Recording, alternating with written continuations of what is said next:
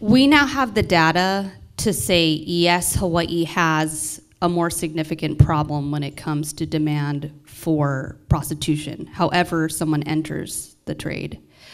So in July, how many of you read our report on online sex buying? Yeah, so we worked with Arizona State University, which is the nation's one of the leading social work schools and think tanks on sex trafficking research. And they've done research on the prevalence of online sex buying in Chicago, Boston, Phoenix, a number of other major United States cities.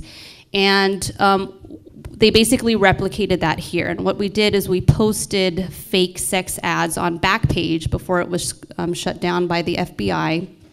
And we measured the response. And we did Oahu and we did your island.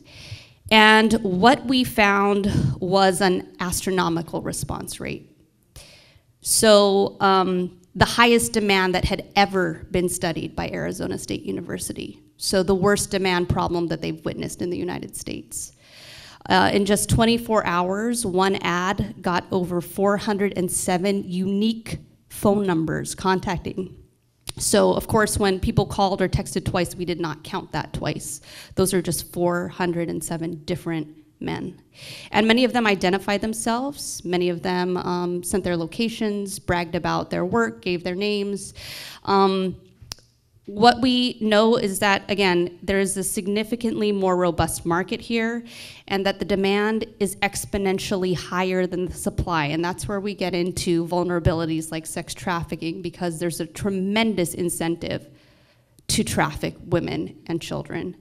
Imagine if I put like a pair of, like, I don't know, Nikes or a bike on Craigslist, and my phone blew up. I got almost 800 texts and calls from 400 numbers. I'd immediately go look and find another bike like that and put it on, especially because you know, the risk is low and the reward is so high.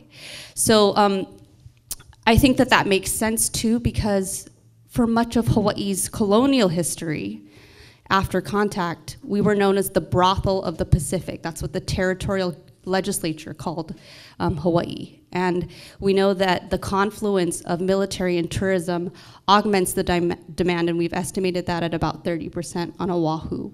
So this is a serious issue here, and that's not to say it doesn't happen in other places in a very serious way too, but I think, yeah, we've got something happening here.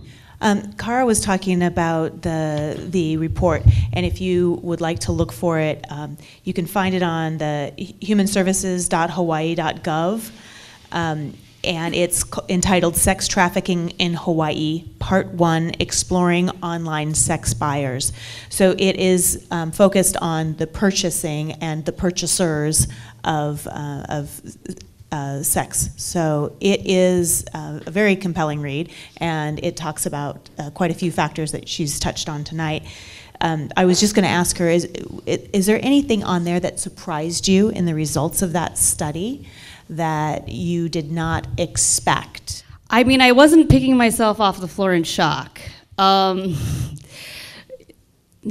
you know, I hate to say it, not really. The national data that we had going into this was that 14 to 18% of men, again, this is in its infancy, studying, you know, the male demand, but 14 to 18% of American men report that they've, you know, purchased sex in their life. That is often, even by pro-sex trade folks, considered an underestimate because of certain stigmas or embarrassment.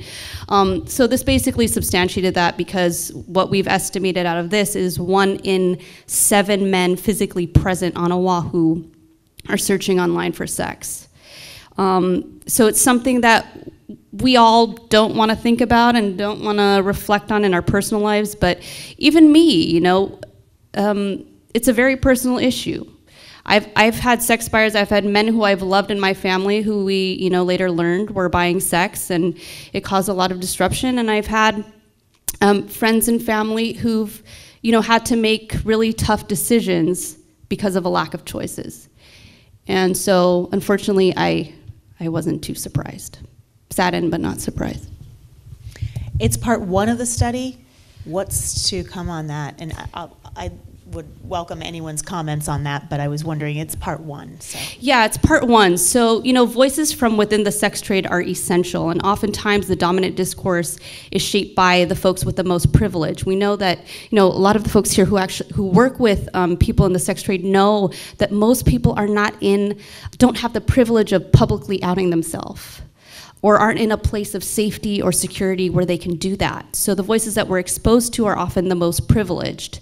And so what we did is we wanted to make sure that, because we know good policy, good research, good organizing centers the most marginalized. And so the second portion is called a survivor study. And it's about, it's more qualitative, rich stories of families and victimized people who have had to navigate the system or deal with this issue. So that's gonna be published sometime in January, and then the two last portions will be a needs assessment and recommendation, and we'll actually be coming back here to visit you and interviewing you, many of you, hopefully, if you're willing to participate about that.